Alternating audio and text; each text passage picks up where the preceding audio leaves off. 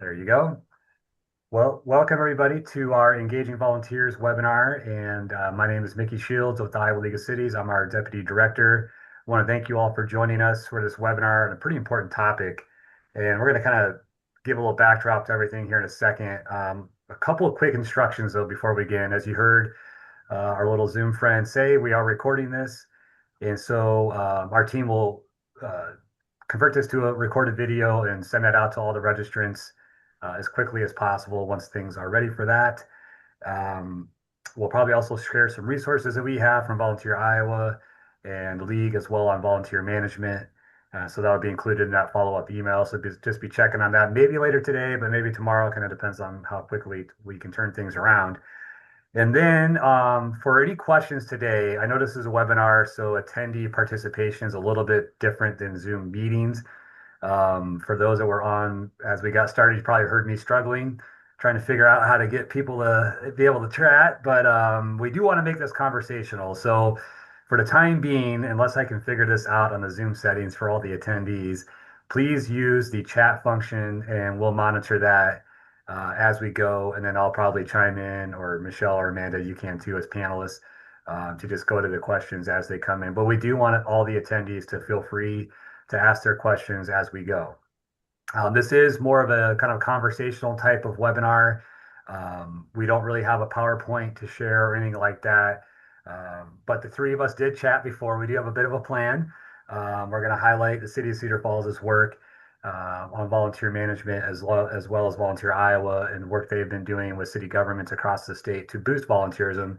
And that kind of segues to why we're doing this. And I would say here at the League of Cities and our executive board and staff, the the issue with volunteer recruitment, retention, just activity, getting people to come out and volunteer has really become an issue in a lot of our communities, big and small. We've heard from a lot of different members across the state where they're just not seeing the numbers, the interest, the participation levels that they used to. There are probably all kinds of reasons for that maybe Michelle and Amanda will get to during the conversation. But it is something that our board has identified as one of our strategic initiatives to hopefully make improvements on and give cities some better tools to use to get volunteers back out helping the cities in various ways. And the one of the reasons we say that is cities have relied on volunteers forever for all sorts of different reasons, whether that's one-off types of projects or ongoing programs where you need consistent volunteerism to get the job done. And it comes in all different forms and all different fashions, but it's really critical to city services. And I think we all know that. It's probably why you're all attending the webinar today. So that is why we're doing this. This is just one thing that we're trying to provide to our membership. This will be an ongoing effort. And so everyone on the webinar today, again, this is something where we want to hear from you. So ask your questions as we go. So with that, I do want to introduce our panelists. We've got Michelle Raymer from Volunteer Iowa. I've known Michelle for many years now. Michelle, we've been doing some work together. Michelle, I should ask you, I'll let you do a quick intro of yourself, but you can give out how long you've been at Volunteer Iowa and all that. And then Amanda Huseman from the City of Cedar Falls. It's great to have you on the webinar as well. So hopefully you're all familiar with Volunteer Iowa. And Michelle, I'm going to give you the opportunity to kind of give a little minute here or two on what you all do for cities across Iowa and volunteer in general. Yeah, absolutely. So I'm Michelle Raymer. I'm the Deputy Director of Volunteer Service at Volunteer Iowa. I've been with Volunteer Iowa for about a little over 12 years now, I think, actually. And before that, did volunteer engagement work, so coordinating volunteers at a number of nonprofits in central Iowa. And so Volunteer Iowa, our mission is to improve lives, strengthen communities, and foster civic engagement through service and volunteering. We are a state entity, and we do this work because we know that volunteering is really effective on a number of levels. So obviously, when someone is volunteering, the work that they're doing is helping, whoever they're serving. So if they are, watering plants on Main Street and, keep it looking nice, or helping file papers or scan documents to make them available electronically. They're providing that service that gets done. But on top of that, the volunteer themselves actually benefit. So there's a lot of research that people are healthier when they volunteer. It helps with health, mental health for adults, seniors, teens, kids. Volunteering is also a great way for people who are unemployed to get skills to find employment. People who volunteer are more likely to find employment after being unemployed. Volunteering also helps companies. So when companies have employees who volunteer, those employees are more productive, are more engaged, think more highly of their company if their company supports them in that. So there's a business case for that side of things. And for communities at large, when people volunteer, they feel more connected to their community, to their neighbors. It builds social capital. It builds trust in their neighbors, in their local government. It addresses polarization. So just on so many levels, it is beneficial for Iowans. And that's why we really work to promote it and help make sure that it's happening in a really effective way across the state. Excellent. Great backdrop. That's your elevator speech was really well done. That's got me convinced. We'll switch over to Amanda if you would mind give a little quick intro of yourself and what you do for the city of Cedar Falls. Yep, I'm Amanda Huesman. I'm the communication specialist for the city. I've been here for about 7 years now. And if you're familiar with Cedar Falls, we're about a population of about 40,000. We are also a university city with UNI is here as well. If you're looking at Cedar Falls, it's known for being recreational. We have a lot of trails here. We just completed our river project. So very outdoorsy, very community focused here. Yeah, a little quick anecdote. Uh, I started my city government career in the city of Cedar Falls as an intern way long ago. As my kids would say back in the 1900s.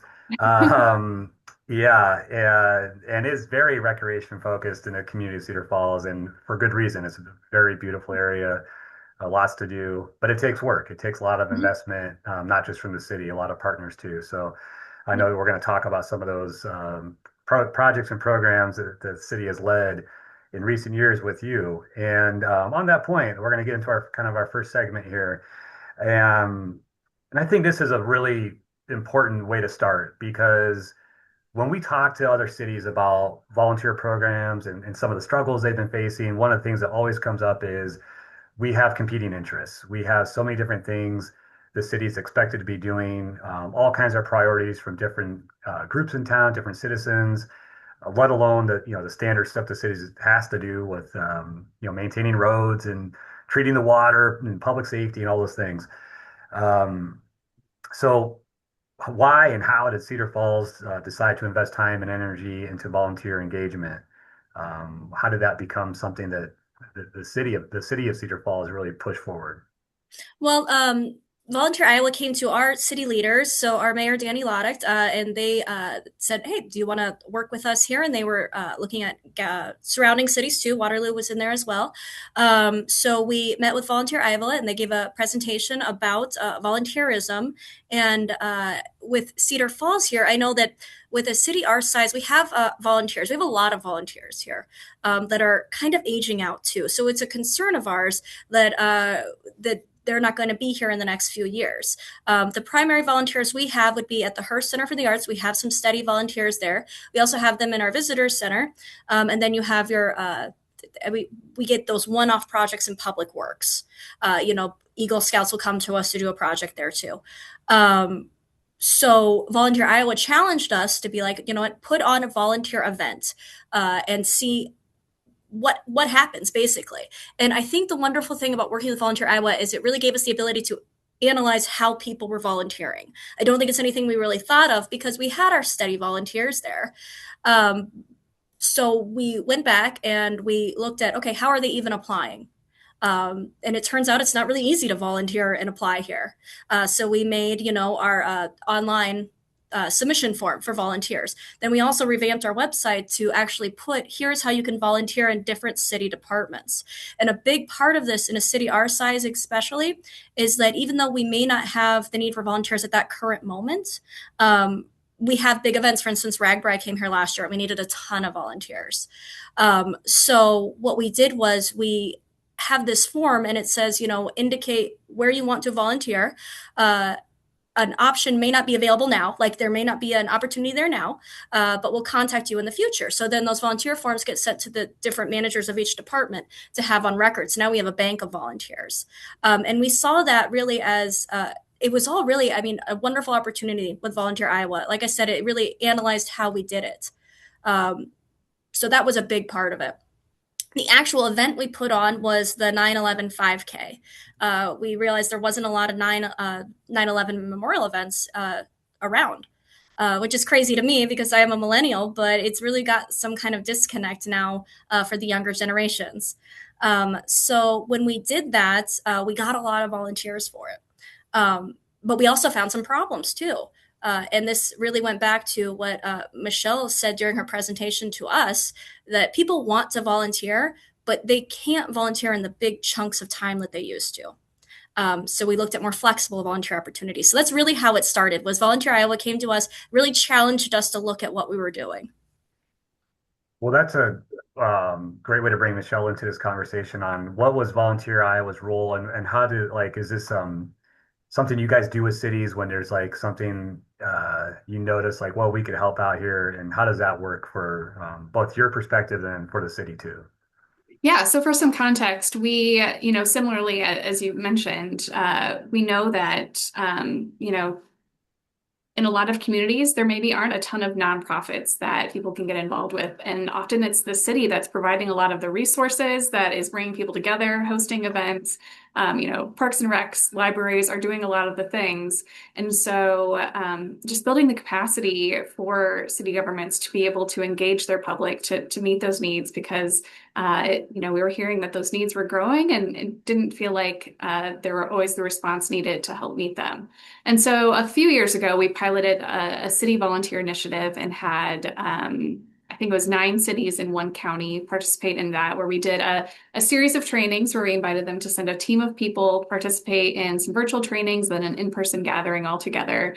Where as a team, they could talk through, what is going well in our city with volunteering? Where are the gaps? Where would we really love it to go? What is that vision? And how do we get there? And we were able to provide them some resources along the way to help each city identify, okay, how do we actually do that then? And give them examples and really just some time together to sit down and think about it and think through it in that structure and process. So, none of this is rocket science. It just takes some time of coming together and being intentional to make it work. So we did that with that first cohort of organizations.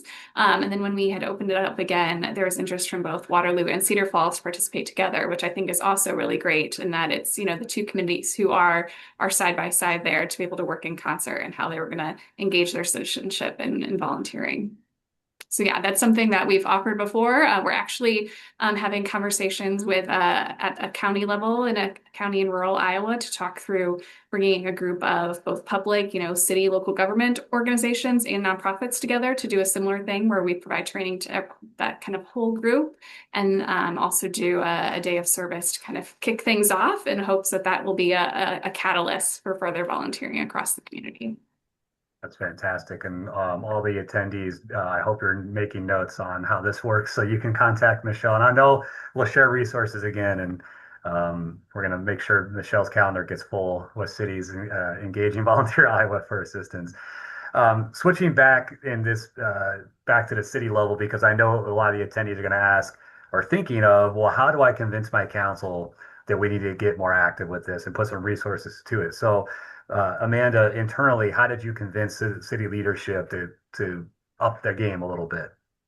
Well, I'll tell you, we did have right away. We did have a supportive mayor, and obviously that helped. We do have a lot of people on our council are volunteer minded. They participate in local volunteer efforts, so that helped too. But a lot of it was looking at the success and looking how we can utilize it and how it helps our city. So I can't really promote Volunteer Iowa enough for the fact that when you work with them, what it does is it's not even just about the project you do. It really challenges you to look at what's important to your community, what people are interested in, and how you can utilize those efforts, and how people even can volunteer. So with us, we did the 9/11 5K. Now, already this is something that our council would be very supportive. This is a wonderful feeling event. But what we did was we also really analyzed it. After the event, we're like, okay, and it was very successful. We raised a lot of money for the food, or a lot of items for the food bank. That was part of it. We just tried to find a way that each part of it could be volunteerism. So it was a 5K. To enter, you had to bring two non-perishable items, and then we really took in local volunteers to help. But we had a lot of people reach out to us afterwards and be like, we really want to help, but this wasn't working for me because it was at a specific time and place. Like, we can't do that time, so we can't help.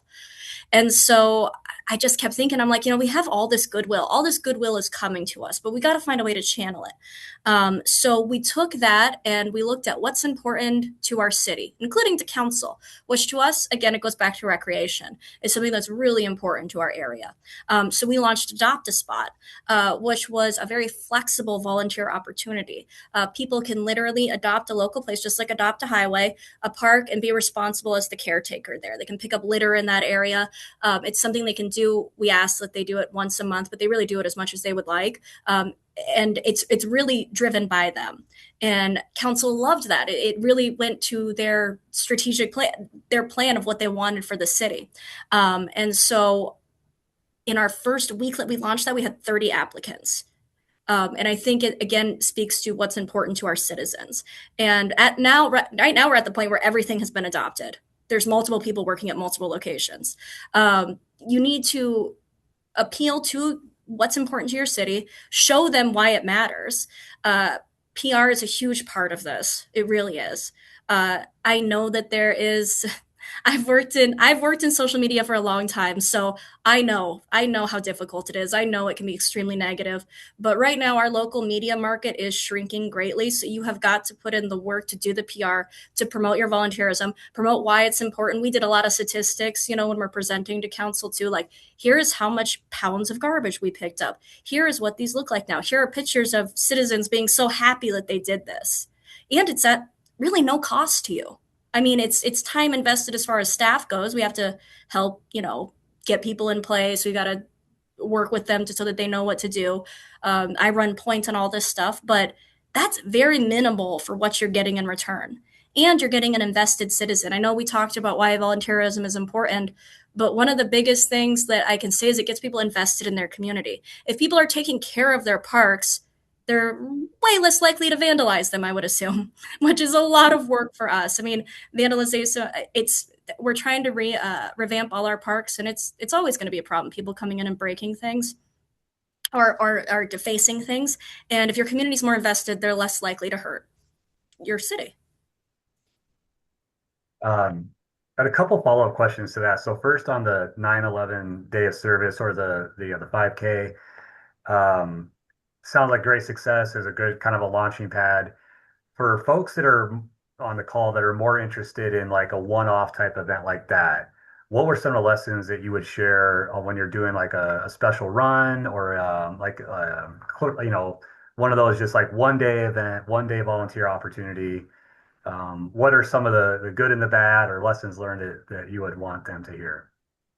Well, it really helped us look at, like I said, the process of volunteering. We moved it to online, so it was easier. We had to work with waivers, work with your legal team to figure out waivers and things like all that stuff that now you know. So if you're doing something in the future, it's easier. So that was something we had to look at. Like I said, the biggest difficulty with doing a 1 day event is the fact that it's a set time and place, and that's going to be difficult for people that they can't come. They work or they do something, whatever. They got kids. It's really hard. That's why we really went towards the more flexible way of being able to volunteer at your leisure. But really reach out to your nonprofits and your partnering organizations. That was a huge part of our 9/11 5K. We utilized so as part of the 5K. Again, you bring two non-perishable items to enter, and that was it. There was no other cost. And then we reached out to veterans organizations, and they had booths there for mental health resources for veterans. That was a big part of it too.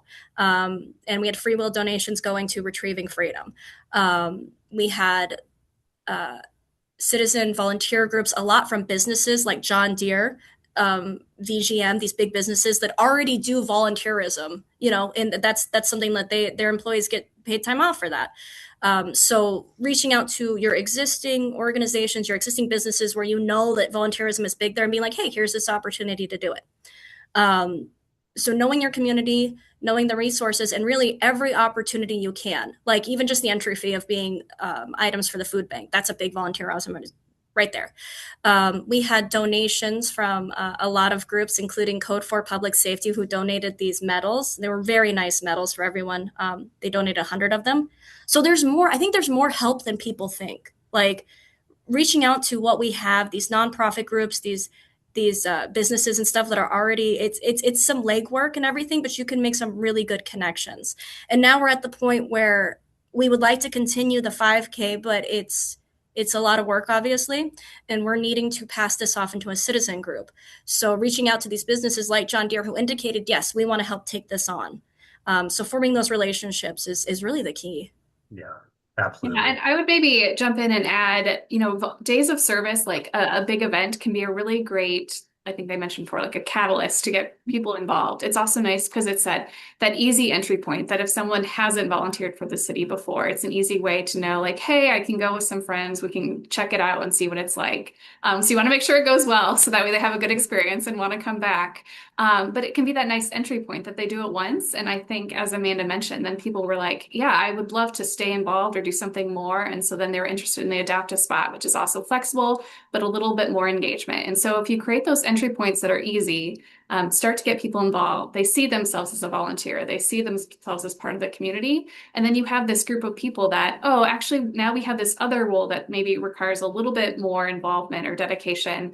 You had this group of people who've, maybe done Adopt a Spot for a while and done a great job, but you can reach out to them and say, hey, would you be interested in this next kind of role? So thinking scaffolding of, as they prove themselves to be really reliable and trustworthy, you can have them do, invite them to participate in things that are additional responsibility. And that is both recognizing them and what they've provided, but also creating this great pool of people who you can turn to when you need additional things. And so creating those opportunities that are easy to get involved. I will mention that for days of service, make sure that it's meaningful work, though.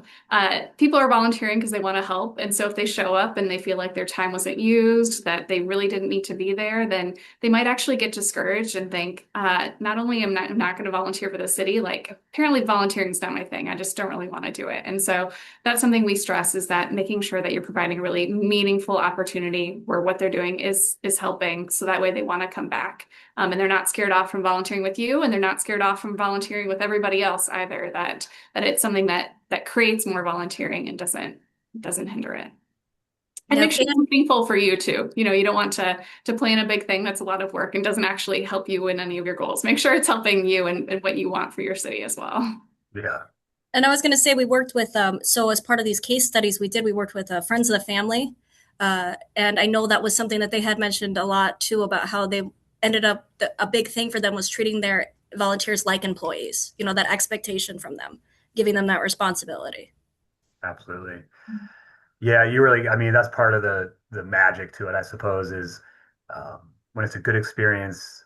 I think anyone would tell you that there's just that warm feeling that I've done something important today. I've helped people out. I've helped my community out.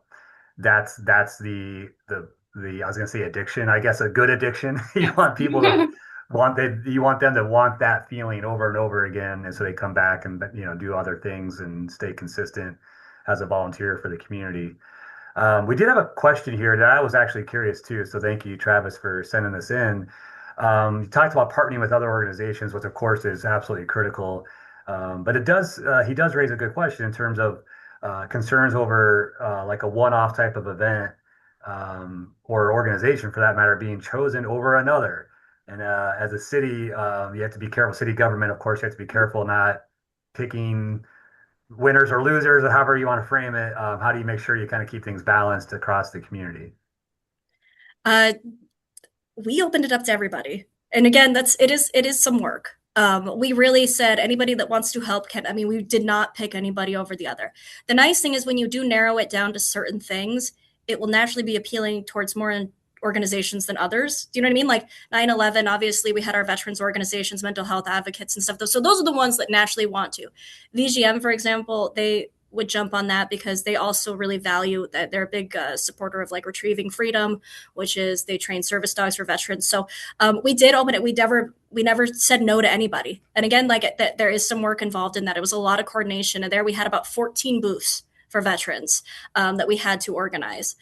So it is a commitment, but it also gets them really highly invested. And in the future, that business will reach out and ask about other opportunities. But yes, uh, we didn't say no to anybody. So like, I was just curious. There's another follow-up. Like no criteria was set or anything like that. It's more or less like structure it in a way that it appeals to certain types of either Yep. nonprofit groups or local businesses that may have a specific interest in something like 9/11 or something, something else that may be entirely different. But Yep, I think that did help narrow it down, but there was 14 organizations that we worked with just for that. The nice thing is that a lot of these are very self-sufficient. They just want the opportunity. Another huge thing that we have here in Cedar Falls is called Earth Week. That started as a citywide community cleanup, and it's really escalated. In a good way, obviously. And last year we threw our first Earth Fair, so we invited a lot of we invited conservation organizations to come, set up booths, give out information, give out trees. It was a huge success. It's probably my favorite event I've ever been a part of. We had well over 1,000 people attend. And the cool thing about that again is so you're talking about conservation, so naturally you have certain places that want to reach out more than that. But these are really like utilizing the existing resources in your community because these are very well organized nonprofits or organizations. They just want the opportunity. Like so, you give them the opportunity, they pretty much do the rest. They had wonderful booths, wonderful information. They just needed a place to be.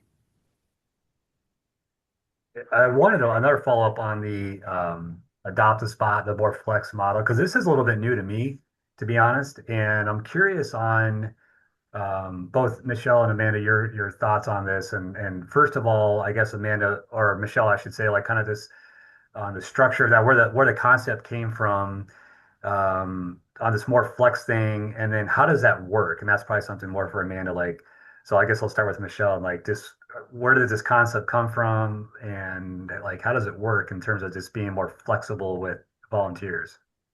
Yeah, so we have seen that, volunteer rates across Iowa compared to maybe 20 years ago are down. However, if you look at volunteer rates even pre-pandemic, so 2019, volunteer rates in Iowa right now are higher than they were in 2019. So we had a dip during COVID, which everyone knew and expected, but volunteering has rebounded and then some since then. And so people are wanting to volunteer, people are getting out. But there are also, like we talked about, our demands on people's time. And so sometimes it's harder to make the commitment of, yeah, I can be there every Tuesday from 1 to 4 p.m. Where things that are more flexible or virtual or remote, people can set their own schedules, sometimes are helpful. Certainly there are still people willing to do those more structured things and might be looking for that. So I think the other thing to note is having a variety of opportunities is always great. So that way there is something for everyone. But those things that are flexible. So either if they can be done virtually or remotely, that could be, helping do design work or outreach or, being someone who their volunteer role is, sharing the social media posts that the city shares just so more people see it. Those types of things. But then the flexible things were on their own time. They can, adopt a spot to help keep it clean or, sign up to keep snow away from a fire hydrant or keep leaves out of a gutter. Or there's a few cities that have snow buddy programs where citizens are assigned to shovel sidewalks of people who maybe are seniors or have limited mobility. And obviously that helps with fines and fees. The city's not having to go out to those houses and do it for people. And then, no one wants to fine them for that. So there's a lot of those things that then are more flexible that people can work into their own schedule. That's great. So Amanda, then I want to ask on the city level, how do you manage the flex volunteers, like on the internal side of this? Especially again, all these city folks on the line are probably thinking, well, that sounds great, but then how do I make sure this group of people is like ready to go when it's time to go? Yeah, and I really, we have a wonderful, well, I work with a wonderful team here, but our public works department has been extremely supportive of all this. Again, it's really a mutual love, right? They're proud of our parks and everything. They're proud of our outdoors. They want them taken care of too, and they see that an invested citizen is got a lot more pride in their community, is less likely to hurt our community. So getting them on board is that's really your pitch to get them on board, and for us, our public works team embraced it with all their hearts. So what we do logistically for Adopt a Spot is, we launched it. We did a big PR push around it. And again, you're going to hear me say, really, you have to promote all these volunteers as much as you can. Tell the success stories. Tell the number of stats if you have them on how much it's helping, because it's going to make a big difference. Um, so we launched Adopt a Spot, big PR push for it. I worked with the Parks and Public Works team every step of the way. They were never in the dark about this. People can submit a volunteer application. Again, we have this online now, and that'll get sent to me as well as our park supervisors. And it is some work because then they have to work with. Sometimes people have an idea of where they want to go. Sometimes they don't. We included with this a list of high need areas. And so they reach out, and we have multiple people sometimes that take care of multiple spots, and that's fine. So they get their assignment. They're really responsible. It's kind of an honor system here where they track their own hours. That's their responsibility. Again, treating them like employees. Really, we just ask them and recommend that you do it at least once a month. We provide garbage bags and gloves and pickup of the trash, which is a huge initiative. The picking up of the trash really helps people get more involved in this, I feel like. So they just bag it at their location, they leave it there, and we come get it. Now, after a year, they get a plaque at the place that says adopted by. And this, again, is very much taken from the Adopt a Highway. So they get a plaque and everything, which is really great for businesses and nonprofits. They like to have that PR opportunity too. And it's funny you mentioned Snow Buddies because this actually, we just launched our Snow Buddy program now from that. And, we saw people just wanting to help each other. And again, taking some of this responsibility off city staff, our Bike and Pedestrian Commission actually took on the Snow Buddies.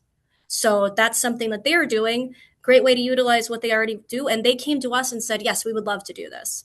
So again, just getting as much help as you can and using your existing resources.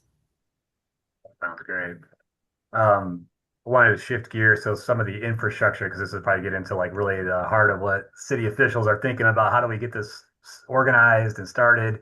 What real quick, I wanted to remind everybody to drop any questions into the chat, especially this next section, because I think there's probably going to be some questions related to how are we going to do this as a city. So kind of the infrastructure of this whole thing is where we're going to move next. Um, and um, First of all, like I guess from a city side of things, like how do you like what kind of policies do you need to have in place? You said a couple of times here, which I think is spot on, which is treat them like an employee. So things probably like training, workers' compensation insurance, all those exciting things, but they're really important to do.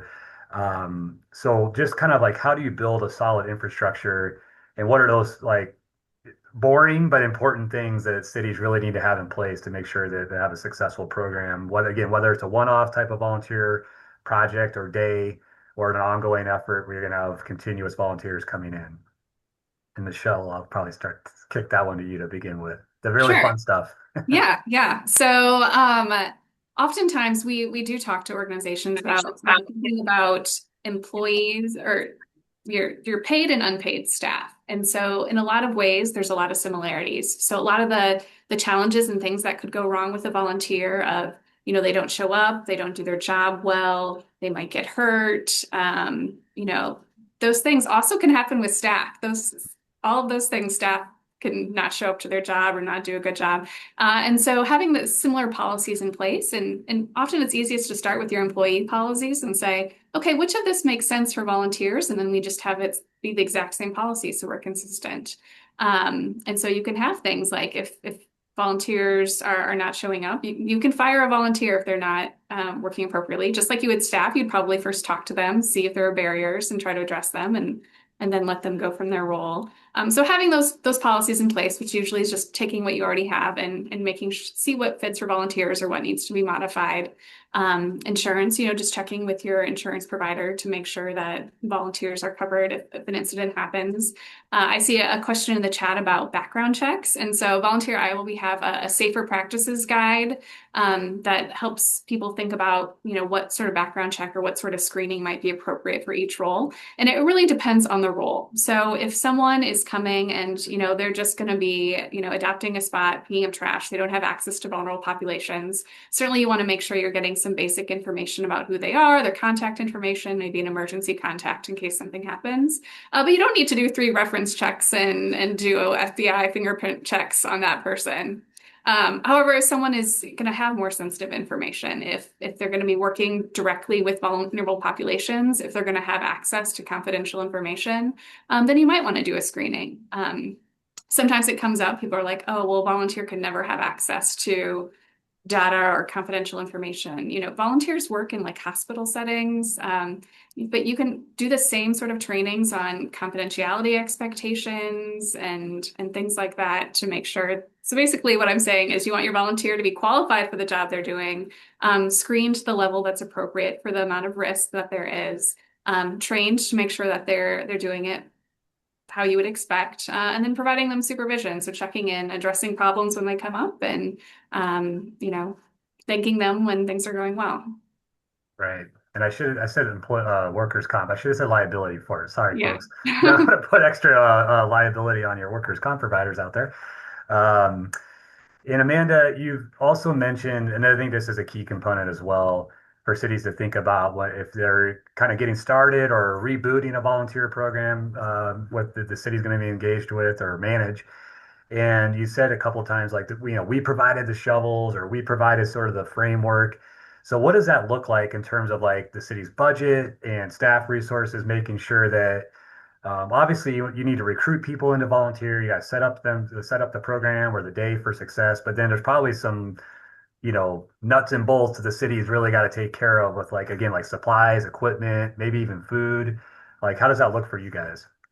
Well, really just talk to your team about potential costs. So for like public works, for example, we sat down and we launched this. They were included every step of the way. And we're like, okay, asking, they're the experts. Like what is going to be what we can provide reasonably without a cost to us? And they're like, okay, well, we get trash bags very cheap. We get gloves very cheap. We can't provide things like trash grabbers that gets too expensive. And even some of the vest kits, those disappear like crazy. But they said, bags and gloves, that's easy. And then trash picks up the big one. So talk to your team about costs, obviously, like you would with anything else, what we can do, what we get a good discount on, and what they have to provide. And then just be very clear from the get go about this. When we launched our Snow Buddies program, they do have to provide their own shovels. And that was one of our key points that we would, have to provide your own shovels so that there's no surprises. So make that very clear with when you even have your call to action of trying to get volunteers. Yeah, very important. And this leads me to, I think, something. I mean, if anyone's been around me knows how important I believe strategic planning and goal setting is for cities. Hopefully, everyone on the webinar today, their city is doing that. But I know some cities do not, and that's okay. It's never too late to start or restart a goal setting or strategic planning process. But in Cedar Falls, it sounds like this has been embedded in the city's strategic planning and vision in terms of like what our city is going to be doing and what we're going to invest our time and resources in. And so, how has that looked for the city's planning efforts and maybe some wisdom that you could share with some of your colleagues from around the state? Well, I guess, the things with strategic planning and goal setting is obviously one of the things is that you can really, you're identifying what's important to the city. We identify here that recreation, for example, and I'm going to use that as an example, is important to our city. Um, so how do you do that? Okay, well, we can have volunteers to help with that then. So just keep connecting those things to your goals as an overall city. It really help you all stay on the same side, same team, same goals. It's really difficult, obviously, as everybody here knows at the city, because we all have so many different departments that do so many vastly different things. It's a very unique thing. So those goals and those they can really keep you focused on what's important overall and how we achieve that. I also want to say again, like I have a wonderful team at the city, and they are very invested in our community, and really appealing to that because that's really why we're all here. We're all invested in making our communities better. So when you appeal to that and you say this is how it's going to help, I mean, that's going to take you where you need to go. And I know, especially when it comes to the work we've done with public works, I mean, these people they just really care about about their city, so they want it to be in a great place. Um, Also, something that's really important part of this is that when you do more volunteerism, citizens are able to interact with your staff in a not a negative way because it always seems to be negative, right? I got a parking ticket or I got a code enforcement violation, and they get so angry, and you have that kind of that anger build up towards city staff. When you have these volunteer opportunities, it really humanizes your staff because now they've worked together at an event or they've worked together at Adopt a Spot, so they know our workers better than they did before as people. And so they are much more likely to sing your praises. They are much more likely to be on the same side because you're giving them opportunities to interact with your staff in a positive way. Yeah, it's hard to put a dollar figure on that impact and that connection, and probably in a way tearing down that wall or the myth that all the city people are out to get me. And like you said, every time I interact with the city, it's usually because I have to pay something, either a utility bill or a ticket, a parking ticket, or a fee for a dog tag, whatever. It's always it's so either fully negative or kind of negative. And this helps, I think, bridge some of that where it's like, no, we're here because we care about our community. I mean, some of the stuff I did, volunteer efforts back and I worked for a city. It was all smiles. I mean, that's one of the greatest things about it was like people, including city staff, it got you out of your routine and you got to go experience. It was hard work. We did creek cleanups and things like that. Mhm. We did some stuff with like um, housing rehabs some of it was like it was pretty. These are tough days, but everyone's kind of smiling at the end and feeling good, and you meet a lot of people that you probably wouldn't have otherwise. And so it's like, yeah, we're city officials. We're normal people too. We're not always trying to stick it to you, you know. So yeah, I can't understate how important that is.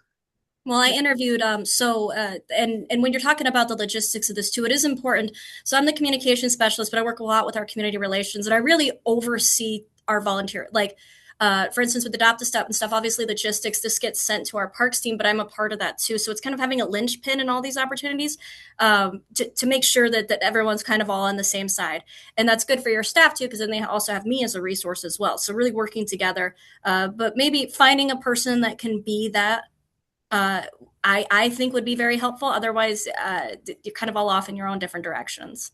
But I did. I interview one of our groundskeepers that had retired after 50 years. Was here when our bridge was stone, and he told me as something I'm going to carry with me forever. But he said that since we started our efforts and stuff, he has gotten more compliments just when he's out doing work than he's ever had before. Like he saw that impact, and people were being kinder to him. They were thanking him more because we're doing so much PR on this. People are working with our city staff more. It really made a difference. Absolutely. A couple of points I wanted just to mention based on some things that Amanda shared. As you're thinking about strategic planning for your city, that's a great opportunity to look at it and say, okay, this is what we want to do. How could volunteers help in every aspect of this? So build that culture where it's more of a, could a volunteer help with this? Anytime you're running up against a human capital issue of like, we just don't have the people or the manpower to do it, could a volunteer help with that? Sometimes the answer might be no. For strategic reasons, for other reasons, it might be no, actually, we really want to have staff do that. But just asking the question and make that part of your routine and your muscle and your culture that could a volunteer help with that? Is that something a volunteer could do? If you're starting a new program, could a volunteer help do research and find opportunities about that? If you need work done, even, as you maybe develop these programs and have them going, maybe a volunteer who's been doing it for a while and been great can be elevated to a leadership role where volunteers are taking on more of that coordination and um, leadership, leading other volunteers could be another option. So just knowing that, it doesn't always have to be direct service. It can be that indirect behind the scenes work, and it can also be leading a team of volunteers, can be a volunteer role. Actually had that thought in my head because some of our smaller cities, one of the barriers they're going to have is, city clerks already got too much to do. Other city Mhm. staff, public works folks have already too much to do. Who's going to actually manage this? And I mean, eventually, and Michelle, maybe you've seen this other communities where a volunteer is managing the volunteers Yeah. in connection with the city, of course. And maybe that's a way to, you're not relying again on those people that already are quite busy, or the elected officials too. Like they've got enough on their plate, but maybe a volunteer can kind of be in that lead role. And this is probably a good place to jump in with a quick pitch. So, Volunteer Iowa, one of our resources that we do is we administer AmeriCorps programs in the state of Iowa. And so, we actually right now have opportunities to host AmeriCorps Vista members, which are people who give a year of service to do capacity building work. And so, that could be if you're interested in doing this and you're thinking, we really just need that person who can help build it and build these systems for us to run. That could be a great role for an AmeriCorps Vista member who can come in, do a full-time year of service. They're receiving a living stipend, and then they get an education award to go towards future education or paying off student loans as a benefit to them for doing this. But maybe that could be your person that you bring on, and then they can help.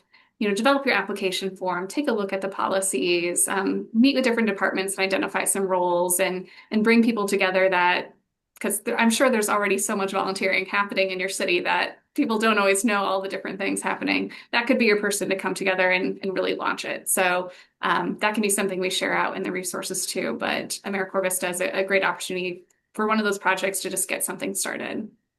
Yeah, I cannot speak highly enough of AmeriCorps and Vista.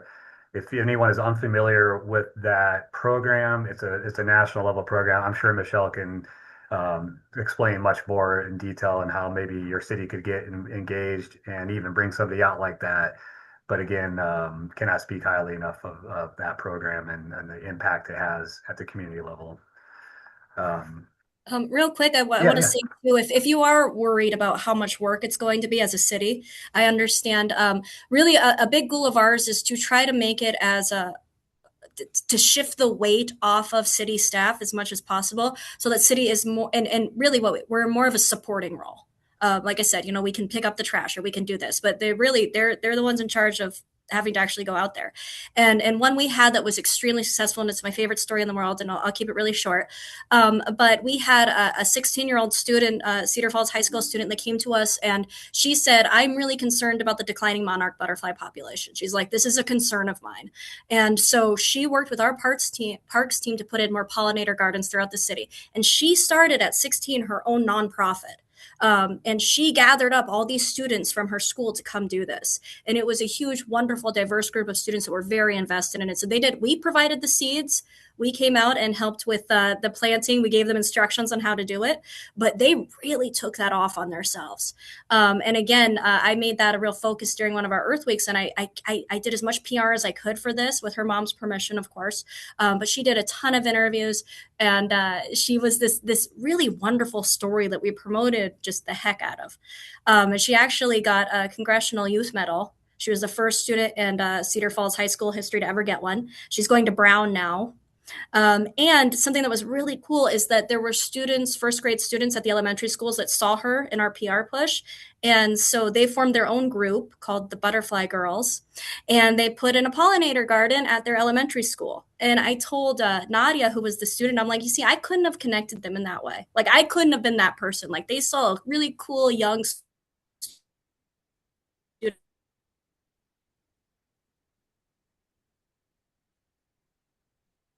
Did we lose Amanda? We might have. Okay. Well, I was while Amanda reconnects.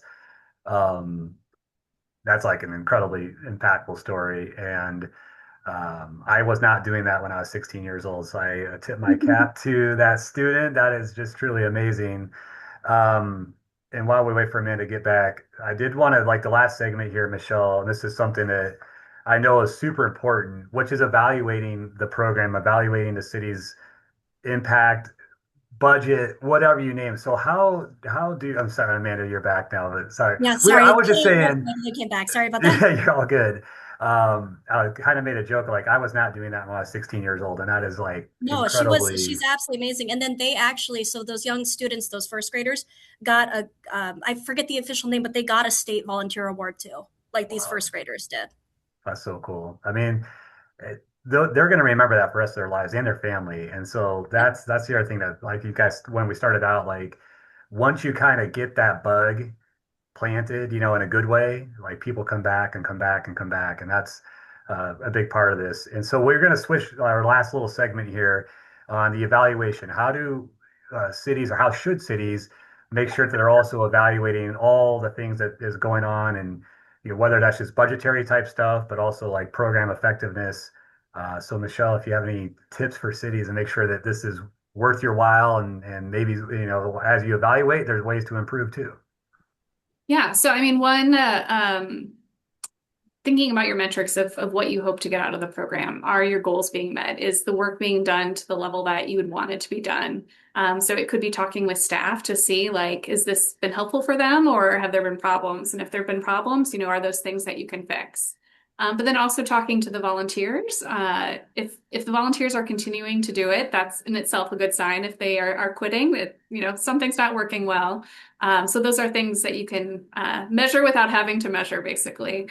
But then talking to volunteers, if you do some sort of survey to collect their feedback on what's working well, what's not, oftentimes just even a conversation can be helpful in, you know, talking with them about what ideas they have of how things could go better or improve or grow or change a program. Um, are nice places to start. And if it seems like a lot to do that, you could, again, have a volunteer whose role is to check in with the other volunteers to see how it's going and collect that feedback and summarize that all for your team too. Right. So Amanda, how do you all do that in Cedar Falls with this kind of evaluating success, and then also kind of like does that help feed into what's next? And if you have any next plans that you could share with the group, that we would love to hear those too. Really, it's just checking in with staff. For instance, with Adopt a Spot, I asked them, I'm like, hey, are you seeing an improvement? They're like, yes, we are absolutely seeing an improvement. So, right there, we know that it's working. We know people are doing it. So, asking staff and being in contact with them about it, about if it's actually helping, if you believe it's worth it, valuing their opinions about that. That's really what we do. Something that's an interesting next step for us is so we're pretty much maxed out at Adopt a Spot right now. But we are losing a lot of our seniority groundskeepers, like to retirement. So in Cedar Falls, we're putting in a lot more pollinator gardens and a lot more, we're revamping our parks and stuff. So actually, a thing that we're trying to combat right now is weeding. Weeding has gotten to be a very high demand job. So we're at the point where, like, okay, can we use some of these existing volunteers and again, find some skilled volunteers, master gardener volunteers, people that have these skills, and see if instead of Adopt a Spot, they want to start taking on these weeding projects. So that's actually what we've just talked about now, and we're in the process right now of trying to find a way to utilize that because it's become a high need here, and we already have all these existing invested in citizens that want to help. So That Yeah. is so cool. That is, yeah. Sorry, go ahead, Michelle. Well, and I was just going to add another thing with evaluation that Amanda's already shared is telling the story of what's happened. So part of evaluation is collecting those stories and then collecting that data. So when you can say, this is how much trash has been picked up, or here's the anecdotes of, our staff feel like they're appreciated more as they're going out and about. Collecting some of those things, both the qualitative and the quantitative, can help you measure if it's working. Yeah, and that's something that I know Amanda does this as a communications person. A lot of cities are not great at tooting their own horn, have not for a long time. Most city government officials, both elected and staff, look at it like we're here to do a job. We're here to serve the community. We don't need any pats on the back. Da da da. And I get that. I fully get that. Again, I worked for cities, and that was always kind of the mantra. Just keep your head down, work hard, do the job. And that's fine. But I think we do got to change that a little bit across the state in terms of making sure the public's aware of what we're doing. We know that, especially with property tax discussions, that sometimes some citizens, some groups don't always appreciate the value of what they're paying for. But this is one way, an important way to show that beyond the basics of which are also always important, but also like we're out there doing this work for the community above and beyond that baseline service that you all probably take for granted, let's be honest. So that's another one where I know in some cities like Cedar Falls, they've got somebody that can do this as a staff member, but our smaller towns, it's hard to do this kind of work and share all the great things you're doing.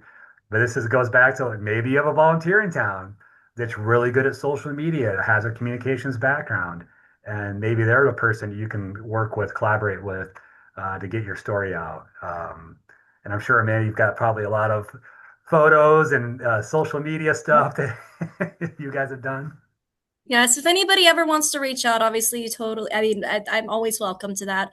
But it is. And again, I know a lot of people are scared off by social media. It can become highly toxic and highly negative. I understand.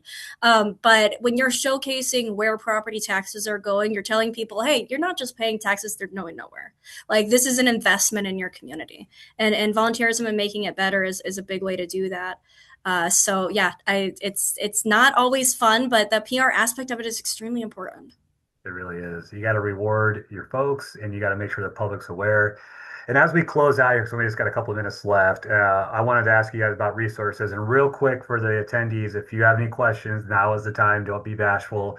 But I did want to give the opportunity, particularly to Michelle, to share any resources the group should hear about. And again, we'll have a follow-up email. I'm sure Michelle will give me some links and stuff as usual. But before we close out again, if you have anything that you really want the group to be aware of that they can take advantage of.